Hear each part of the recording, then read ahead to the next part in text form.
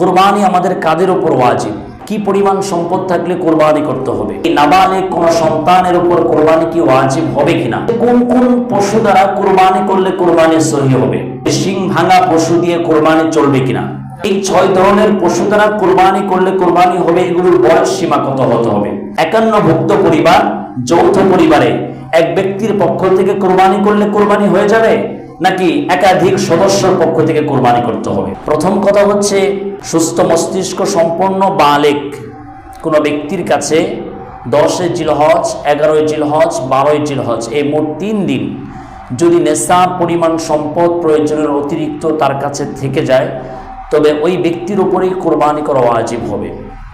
এখন নেশাব কতটুকু? স্বর্ণের ক্ষেত্রে নেশাব হচ্ছে 7.5 ভরি স্বর্ণ, রূপার ক্ষেত্রে নেশাব হচ্ছে 52.5 তুলা বা 52.5 ভরি রূপা, অথবা এর সমমূল্য পরিমাণের সম্পদ। কারো কাছে কিছু রূপা আছে, কিছু স্বর্ণ আছে, আবার কিছু টাকাও আছে, অথবা কারো কাছে শুধু টাকা আছে, স্বর্ণও নেই রূপাও নেই, অথবা কারো কাছে রূপা আছে স্বর্ণ নেই। তো যেই হোক, মানে রূপা হোক, স্বর্ণ হোক, টাকা হোক, এই সবগুলোকে মিলালে অথবা কোনো একটা দিয়ে যদি রূপার নেশাবকে টাচ করে, রূপার নেশাবকে ধরে ফেলে, তবে ওই ব্যক্তির উপর কোরবানি ওয়াজিব। এখন রূপার নেশাব কতটুকু? বললাম 52.5 ভরি রূপা। এই বছর 52.5 ভরি রূপার মূল্য 1,78,500 টাকা। 1,78,500 টাকা যদি কোনো ব্যক্তির কাছে এই যে 3 দিন 10 জিলহজ, 11 জিলহজ, 12 জিলহজ, 12 জিলহজ সূর্যাস্তের আগ পর্যন্ত যদি কোনো ব্যক্তির কাছে 1,78,500 টাকা যদি তার প্রয়োজনের অতিরিক্ত তার কাছে থেকে যায়, তার ব্যাংকে থেকে, ওই ব্যক্তির উপরে কোরবানি করা ওয়াজিব হবে।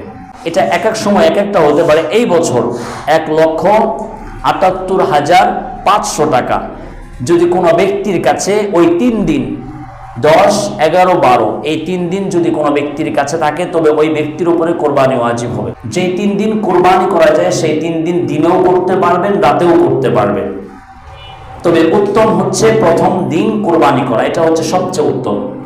নাবালেগ কোনো বাচ্চা, নাবালেগ কোনো সন্তানের বাবা মারা গেছে, কিন্তু সন্তানের মালিকানায় অনেক সম্পদ আছে, অনেক টাকা আছে, তাহলে এই নাবালেগ কোন সন্তানের উপর কোরবানি কি ওয়াজিব হবে কিনা, এটা হচ্ছে জানার বিষয়।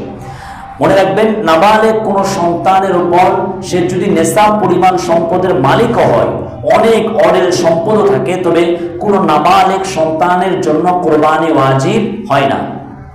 তদ্রূপ কোন ব্যক্তি বালেগ হয়েছে ঠিক, কিন্তু সে পাগল, সুস্থ মস্তিষ্ক না, সে সুস্থ মস্তিষ্কের ওই ব্যক্তি অধিকারী না, সুস্থ মস্তিষ্ক সম্পন্ন না, সে বালেগ হলেও সুস্থ মস্তিষ্ক সম্পন্ন না হওয়ার কারণে তার উপর কোরবানি ওয়াজিব হবে না। তাহলে আমরা দুইটা বিষয় জানলাম, যে কোনো নাবালেগের উপর কোরবানি ওয়াজিব না, আবার কোনো পাগলের উপর কোরবানি ওয়াজিব না।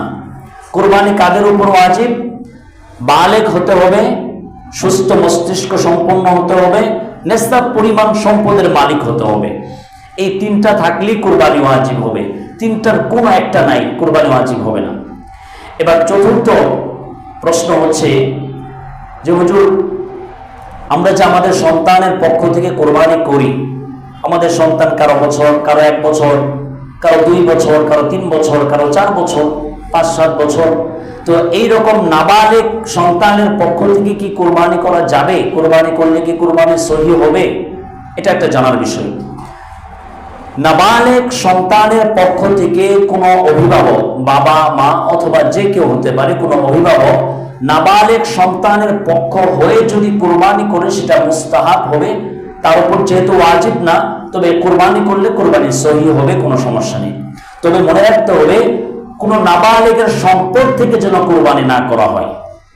আপনি বাবা আপনার সম্পদ থেকে কোরবানি করছেন, কোরবানির একটা অংশের মধ্যে একটা নাম দিচ্ছেন আপনার সন্তানের, সেটা জায়েজ, সমস্যা নেই। কিন্তু সন্তান এর বাবা নেই, হ্যাঁ, সে এতিম, অথবা হতে পারে তার কোনো অভিভাবক নেই, কিন্তু সে সম্পদের মালিক, ওই তার সম্পদ থেকে তার নামে কোরবানি করলে কোরবানি সহি হবে না। জানার বিষয় হচ্ছে যে কোন কোন পশু দ্বারা কোরবানি করলে কোরবানি সহি হবে, কোন কোন পশু দ্বারা কোরবানি করলে কোরবানি সহি হবে। আপনি যদি পাখি দিয়ে কোরবানি করেন, কোরবানি হবে? এটাও তো পশু। কোরবানির দিন বড় একটা রাজ হাঁস আছে, ধরে নিয়ে জবাই করলেন আল্লাহর নামে, একটা হুজুরকে ডেকে নিয়ে, হ্যাঁ, বিশাল বড় একটা ছড়ি নিয়ে, হুজুর নেন আমার তো রাজ হাঁস, দেখতে কোন অংশে খাসির থেকে কম না, বিশাল বড়, তো এটাকে কোরবানি করে দেন, হবে কোরবানি? এই বিষয়টা জানতে হবে। মনে রাখবেন, 6 ধরনের পশু, 6 ধরনের পশু দ্বারা কোরবানি সহি হবে। এই 6 ধরনের পশু ছাড়া অন্য যত পশু আছে কোরবানি সহি হবে না। 1 নম্বর উট, 2 নম্বর গরু, 3 মহিষ, 4 ভেড়া, 5 দুম্বা, 6 ছাগল। সংশ্লিষ্ট একটা প্রশ্ন যে হুজুর, যে পশু দ্বারা কোরবানি করলে কোরবানি সহি হবে, এগুলোর মধ্যে কি শুধু পুরুষ পশু দ্বারাই কোরবানি করলে কোরবানি হবে, না মহিলা দিয়ে কোরবানি করলেও কোরবানি হবে? মানে যে 6 ধরনের পশু দ্বারা কোরবানি করা যাবে, এর মধ্যে নর এবং মাদা ওইটা দিয়ে কোরবানি জায়েজ, কোনো সমস্যা নেই। হাঁস, মুরগি বা পশু পাখি, বন্য গরু, বন্য হরিণ অথবা কোনো পাখি ইত্যাদি, এগুলো দ্বারা কোরবানি করলে কোরবানি সহি হবে না। প্রশ্ন যে এই 6 ধরনের পশু দ্বারা কোরবানি করলে কোরবানি হবে, এগুলোর বয়স সীমা কত হতে হবে? মনে রাখবেন, উট কোরবানির ক্ষেত্রে উটের বয়স কমপক্ষে 5 বছর হতে হবে। কত বছর? 5 বছর। গরু এবং মহিষ দিয়ে যদি আমরা কোরবানি করতে চাই, তাহলে এই গরু এবং মহিষের বয়স কমপক্ষে 2 বছর হতে হবে। কত বছর? 2 বছর। এটা হলো কমপক্ষে বলছি, বেশি হলে তো ভালো, কিন্তু 2 বছরের একদিন কম হলেও কোরবানি হবে না। ছাগল, ভেড়া, দুম্বা, এই তিনটাকে একসাথে রাখলে ছাগল, ভেড়া, দুম্বা এই তিনটা একই হুকুম। এগুলোতে কোরবানি করলে এগুলোর বয়স কমপক্ষে 1 বছর হতে হবে। যৌথ পরিবারে কই ব্যক্তির পক্ষ থেকে কোরবানি করতে হবে বোঝানোর জন্য যদি বলি, আপনার পরিবারের 6 জন সদস্য আছে, বাবা, মা, ভাই এবং বোনেরা মিলে কয়জন? 6 জন সদস্য। এই 6 জন সদস্যর মধ্য থেকে শুধু বাবার নামে অথবা মার নামে বা বাবার পক্ষ থেকে মার পক্ষ থেকে কোরবানি করলে কি সকলের পক্ষ থেকে আদায় হবে, না প্রত্যেককে আলাদা আলাদা করে কোরবানি করতে হবে? এখানে ভুলটা আমরা করি। ভুলটা কি করি? অনেকে চিন্তা করেন আমার বাবা পক্ষ থেকে কোরবানি করছে, তো আমার পক্ষ থেকে তো হয়ে গেছে। কিন্তু না, মনে রাখবেন বিষয়টা যে একান্নভুক্ত পরিবার বা যৌথ পরিবারে যারা আছেন, যদি যৌথ পরিবারের 6 জন সদস্য থাকেন, 6 জনের মধ্যে যদি 6 জনই নেশাব পরিমাণ সম্পদের মালিক হয়ে যান, তাহলে 6 জন সদস্যর পক্ষ থেকে আলাদা আলাদা করে কোরবানি করতে হবে, অথবা একটা পশুতে 6 ব্যক্তির পক্ষ থেকে 6টা অংশ নিতে পারেন, এটাও জায়েজ হবে। যদি একাধিক ব্যক্তির উপর কোরবানির নেশাব পরিমাণ সম্পদ চলে আসে, কোরবানি ওয়াজিব হয়ে যায়, তাহলে প্রত্যেককেই কোরবানি করতে হবে। সেটা আলাদা পশু দিয়ে হতে পারে, অথবা একটা গরুতে ওই 6 জন সদস্যর পক্ষ থেকে 6টা নাম 6টা অংশ নিয়ে করতে পারেন। কিন্তু বাবা করলো সন্তান করবে না, এরকমটা হতে পারে না, কারণ ওনার উপর তো আলাদাভাবে ওয়াজিব হয়ে গেছে। বাবা এই যে যেমন নামাজ প্রত্যেকের উপর ফরজ, তাই না? এখন বাবা পড়লে কি আমি কিয়ামতের দিন বলবো যে আল্লাহ আমার বাবা তো হাজী সাহেব ছিলেন, নামাজ পড়ছেন, আমি তো পড়তে পারি না, আমার বাবাই পড়ছেন, বাবাই তো আমার অভিভাবক ছিলেন? চলবে? তো কোরবানিটা কিভাবে চলে তাহলে? কোরবানি তো ওয়াজিব। যদি আপনি সুস্থ মস্তিষ্ক হন, বালিগ হন আর নেশাব পরিমাণ সম্পদের মালিক হন এই 3 দিনের মধ্যে, তাহলে তো আপনার উপর কোরবানি ওয়াজিব হয়ে গেছে। আপনি এখন কোরবানি না করে বাঁচার তো কোনো রাস্তা নেই।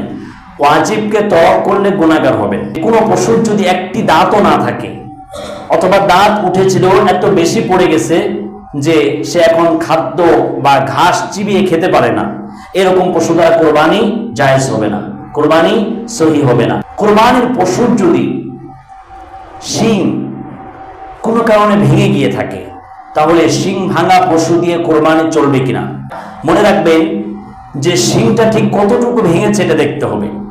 কোরবানির পশু, সেটা ছাগল হোক, ভেড়া হোক, দুম্বা হোক, মহিষ হোক, গরু হোক, তার শিংটা কতটুকু ভেঙেছে। যদি শিংটা একেবারে গোড়া থেকে ভেঙে যায়, গোড়া মানে একদম গোড়া থেকে ভাঙার কারণে তার মস্তিষ্ক আঘাতপ্রাপ্ত হয়েছে, হ্যাঁ, মস্তিষ্কতে ক্ষতিগ্রস্ত হয়েছে, তাহলে এই পশু দ্বারা কোরবানি চলবে না।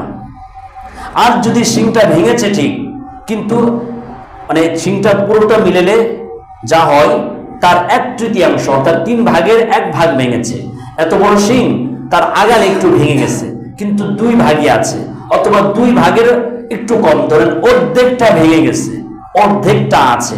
কারণ পাশের আরেকটা শিং দেখলে তো আপনি বুঝবেন, একই গরুর তো 2টা শিং একসাথে ভাঙার কথা, হয়তো একটা ভাঙবে। তো যদি এরকম হয় যে একটা শিং আছে আর একটা শিং ভেঙে গেছে, তাহলে ওই শিংটা মাপ দিয়ে দেখবেন ওই শিংটা ঠিক কতটুকু ভেঙেছে। যদি অর্ধেকটা ভেঙে থাকে তাহলে কুরবানি চলবে। অর্ধেকটার বেশি যদি ভেঙে যায়, অর্থাৎ 2/3 নাই, 1/3 আছে, মানে বেশিরভাগটুকু ভেঙে গেছে, অল্প একটু আছে, এই পশু দ্বারা কুরবানি চলবে না। যদি পশুর 2 চোখই অন্ধ হয়, তাহলে অন্ধ 2 চোখ থাকলে তো এটা দিয়ে কুরবানি হবেই না। এমনকি 1 চোখও যদি পরিপূর্ণ অন্ধ থাকে, সে দেখতে পারে না, পশুটা 1 চোখ দিয়ে দেখতে পারে, আরেক চোখ দিয়ে কিছুই দেখতে পারে না, এই পশু দিয়েও কুরবানি সহি হবে না। লেজ কাটা, কান কাটা পশু দ্বারা কুরবানি হবে কিনা? লেজ কাটা, কান কাটা, এটার ক্ষেত্রেও একই হুকুম, একই মাসালা, যে অর্ধেকটা যদি থাকে, কানের অর্ধেকটা কেটে পড়ে গেছে, অর্ধেকটা আছে, কোরবানি হবে, কিন্তু অর্ধেকের থেকে কমে গেলে কোরবানি হবে না। লেজের ক্ষেত্রে ঠিক একই হুকুম, লেজ পুরোটা মাপ দিলে অর্ধেকটা আছে, অর্ধেকটা নাই, হবে।